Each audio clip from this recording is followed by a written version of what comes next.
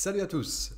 Aujourd'hui, je vous propose de passer le Nasdaq à la planche à secouer de l'analyse technique. Vous le voyez sur mon écran, j'ai le Nasdaq avec des bougies weekly. Je commence toujours par le weekly afin de comprendre les grandes forces en présence, les grands enjeux sur ce Nasdaq.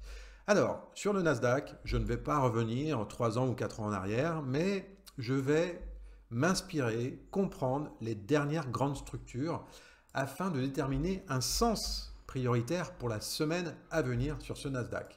Alors, quand je parle de grandes structures, de grands événements, eh bien, il ne faut pas forcément aller bien loin. Et les premiers éléments que je vais noter, vous le voyez ici, c'est ce point, cette zone de bataille ici, adossée à une deuxième zone de bataille à cet endroit-là. Vous le voyez, en 2025, en avril-mai, regardez ce qui s'est passé ici avec un chiffre rond des 18 000, le MA200. On est venu travailler ces deux zones de bataille ici. C'est tout simplement énormissime ce qui s'est passé.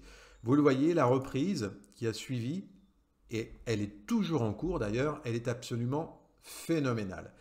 Cette reprise, est-ce du fake? Alors, c'est facile, évidemment, on le voit à l'écran, ce n'est pas du fake. Mais pour moi, dans le démarrage d'une impulsion, je vais avoir besoin d'indicateurs pour mettre une véracité, pour donner de la véracité, ou en tout cas pour comprendre si cette impulsion est valide, puissante ou non. Et avec ces éléments du mois d'avril, la réponse est évidemment oui.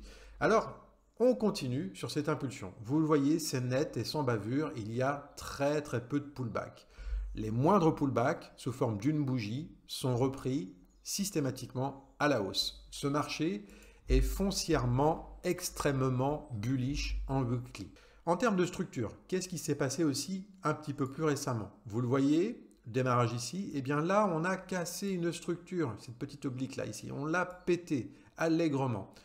Ça va me permettre de déterminer la première impulsion. Donc dans cet exercice-là de première impulsion, je vais essayer de déterminer à quel moment cette première impulsion se termine. Et là, vous le voyez, c'est tellement puissant que les moindres bougies rouges, en l'occurrence ici, chez moi c'est du blanc, les moindres bougies blanches sont rachetées. Donc, je vais poser l'hypothèse suivante. La première impulsion, c'est bien celle-ci. Et suite à ce mini pullback d'une bougie weekly, je vais bâtir mon hypothèse qui est la suivante. Première impulsion, on a un pullback ici. Eh bien oui, je vais lancer une deuxième impulsion du même acabit que la première. Alors là, je vais avoir besoin de dézoomer, sans quoi ça va être compliqué pour moi de vous montrer la hauteur de la deuxième impulsion. Regardez-moi ça. Vous allez me prendre pour un fou. En tous les cas, c'est comme ça que je procède sur ces analyses et je continue encore et encore. Mais regardez bien la projection de cette deuxième impulsion. Ici, dans l'hypothèse d'un démarrage de deuxième impulsion ici, si je fais une symétrie, et encore, vous voyez, j'ai pas assez dézoomé, mais vous le comprenez, qu'est-ce qui pointe le bout de son nez sur ce Nasdaq? Ce sont les 30 000. Oui, ça vous paraît hallucinant. En tous les cas, graphiquement parlant, c'est une hypothèse et je vais la tenir jusqu'à preuve du contraire. Donc, vous le comprenez, en weekly, on est ultra bullish. Et pour cette semaine, je vais avoir un sens prioritaire acheteur sur ce Nasdaq. Alors maintenant, place au daily afin de déterminer le sens prioritaire de ma journée pour lancer des trades intraday. Je viens de faire le weekly, extrêmement bullish, démarrage potentiellement de la deuxième impulsion avec une projection énormissime. Ok, je mets ça de côté et maintenant je me concentre sur les structures daily. Ici, la première structure qui me saute aux yeux, c'est celle-ci. Regardez bien, on a cette boîte ici qui s'est construite. Et puis, le démarrage, je dirais, avant d'aller dans cette boîte, moi, c'est ça qui m'intéresse. Les deux points ici, vous le voyez, on avait des zones de bataille à cet endroit-là. Elles ont été travaillées de belle manière avec les 23 000 chiffres ronds ici. Et puis, depuis, on est reparti. Oui, ça a été repris par les vendeurs en haut. Mais rappelez-vous, dans un contexte extrêmement bullish, pour moi, c'est ça qui est déterminant. Est-ce que les bulles décident de re-rentrer sur des points des zones de bataille importantes? La réponse est oui. Ici, les vendeurs sont rentrés, ok, pas de problème. Next. Et maintenant, je vais enlever cette grosse boîte afin de me concentrer sur des zones de bataille plus récentes. Vous le voyez ici, on a eu cette zone de bataille qui a été très très bien travaillée à cet endroit-là. Ça a fait l'objet de quoi? De l'impulsion qui est en cours en ce moment. Ok?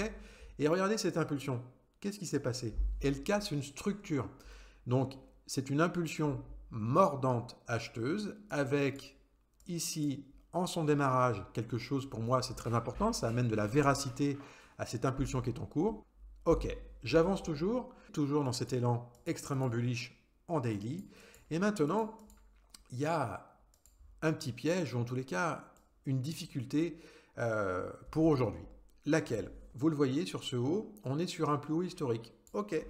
Et le risque sur un plus haut historique d'avoir un pullback et puis de repartir peut-être tester cette structure, c'est tout à fait possible. Mais mon hypothèse du jour va être la suivante. On est sur cette première impulsion où on a cassé la structure qui était une structure baissière ici, vous le voyez. Et là, dorénavant, on est sur un plus haut historique.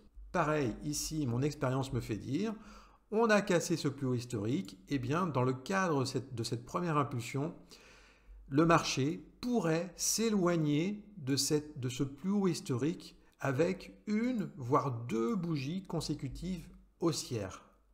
Le temps du pullback pourrait arriver un peu plus tard, soit sur cette structure ici, ou soit peut-être sur une structure un petit peu plus basse, sur les 24 000, pour peut-être repartir après. Donc vous l'avez compris, aujourd'hui, malgré qu'on soit sur un plus haut historique, certains se diraient il faut vendre, absolument pas, en tout cas c'est pas dans mon idée aujourd'hui, et même si ça descend de 5 à 6%, pas de problème avec ça.